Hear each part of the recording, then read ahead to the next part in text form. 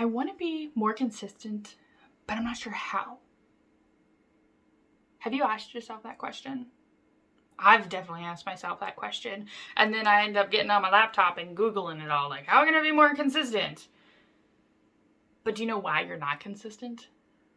I have always been a solution-focused person. But the moment I forgot to identify the problem, to identify the thing that is preventing me from doing something, is the moment I ran off in chaos and couldn't find my answer. Sometimes we get so wrapped up in what we're doing that we forget that we have to identify what's causing it first. What is that thing?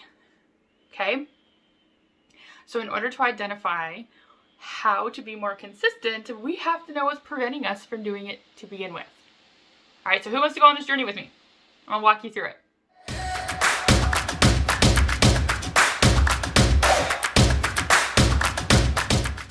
Hello, I am Carolee, and I'm an ADHD productivity strategist for business and your household and life in general. And so I am the CEO and founder of the Productivity Impact, but I am here to talk to you about being consistent and how you can be more consistent, okay? If you didn't catch last week's video, I also talked about consistency. So this is actually kind of like part 2, okay? Are you an action taker? Like, are you honestly, like, with some support and motivation and maybe some empowerment, you are an action taker. Like, you can get the job done. You can implement the things. That's you? Great. This will be perfect. If it's not you, you're definitely going to need a little bit more support. And that's okay.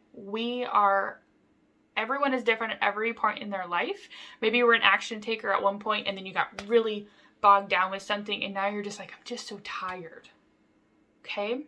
So that consistency is going to look different for you. That support you're going to need is going to look different for you at this time. Maybe last time, not so much, right? If you truly have a desire to stick to your plan of building up your consistency in a very stress-less way, you may want to consider some accountability. And I know accountability can mean all sorts of things. And so I'm going to tell you what the accountability that I'm referring to looks like. And so since accountability can be done in many different ways. I literally, someone asked what accountability was, and there was literally like 20 different answers. And I'm like, oh, okay.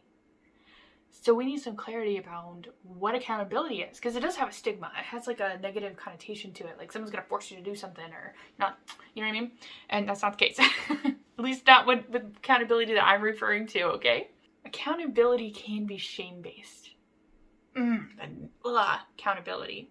It can set you up for straight failure right from the get-go. And it can be downright just stressful. Like, And in my experience, it can also be a trigger. If you have enlisted accountability in the past and then have still failed, you didn't find it to be successful, it's going to potentially be a trigger and you're going to run in the opposite direction. Even if you really need it, you're going to have some friction going on. So this is the type of accountability I'm talking about. The accountability that's motivating. It's problem solving, identifying the problem, the thing, and very encouraging, understanding. Comes with we understand real life. It's not like, if you don't follow this to a T, you're going to be a failure. Like, it's very gentle, motivating, just feels good all around for whatever type of accountability you're enlisting yourself into. And I center accountability around goals because we have to be walking in a direction that we firmly are understanding. It's not just like throwing spaghetti at the wall. So I center my accountability around goals. What is my goal? And making sure the goal is attainable, making sure that I understand what the steps are. And then I also have to make sure that I want to do it. I have to want to get to these goals. I have to have the motivation already in me. I can't make you do anything. I have to want it. Now, can accountability help you want it? Yes, with the right person. But accountability doesn't always have to be a person.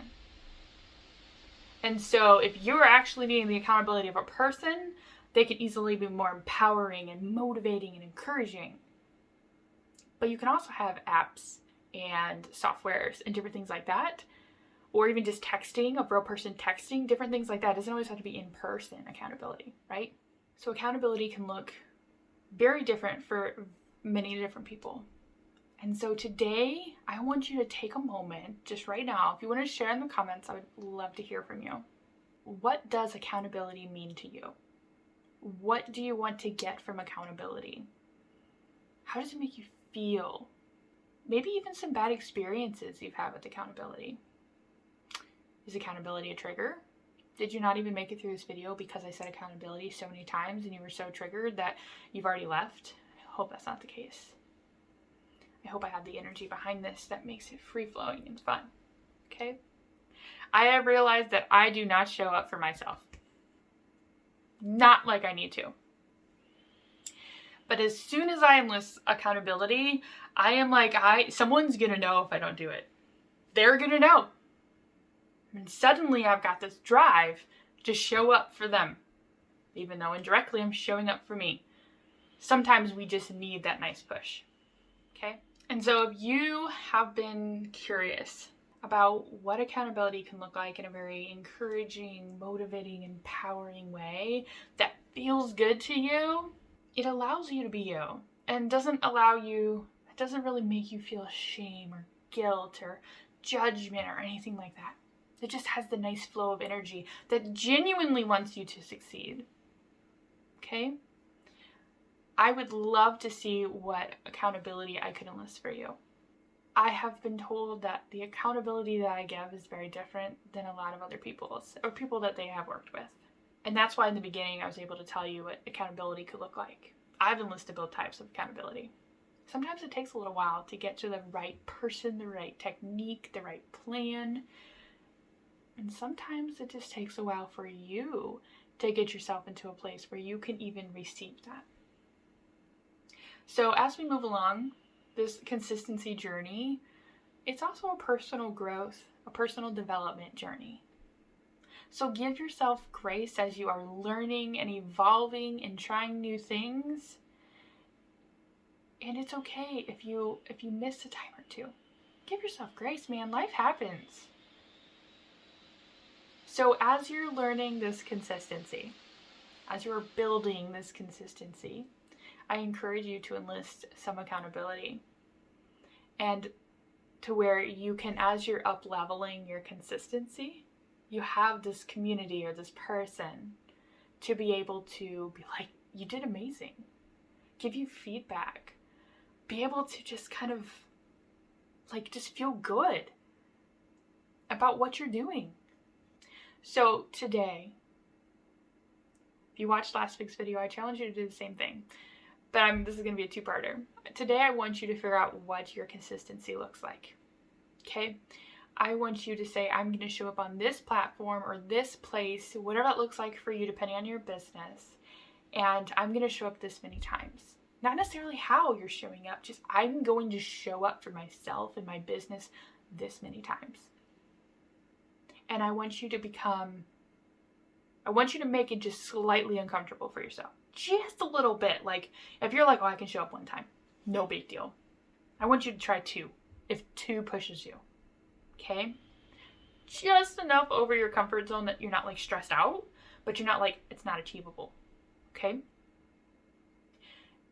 And then once that becomes easy, one time's easy, right? 2 times is a little uncomfortable. Then you'll be like, oh, this is easy now. Then I want you to add a 3rd time. Okay? I literally built my consistency off of this, and now I can show up every single day, including the weekends. For the most part.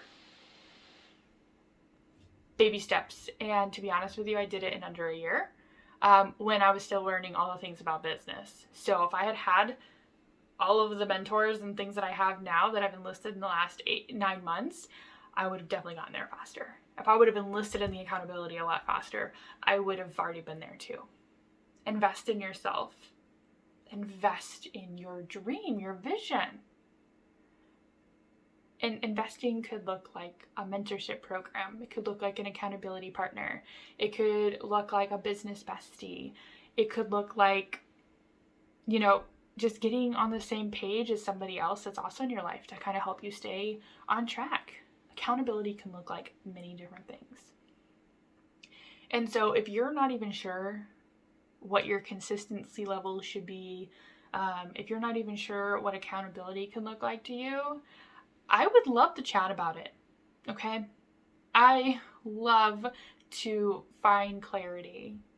I am a problem solver, so I'd love to identify what is preventing someone from doing something, so what the problem is, what that thing is, and then moving them down a path that gets them to their desired outcome, right? And giving them the tools and steps to get there. That is my pride and joy. I love that. I do that in my own life. I do that with my clients. I do that in my groups, my paid, my free, my paid, so many different things. There's so many different ways to enlist accountability, to enlist learning. So there's just so many, okay? I encourage you that if you haven't subscribed already, go ahead and hit the subscribe button, because I drop a video every single week. And so if you hit the subscribe button, you'll be able to just be notified when I drop that video, and you'll be able to see another new video on productivity for ADHD entrepreneurs, whether that be for business, your household, or your life.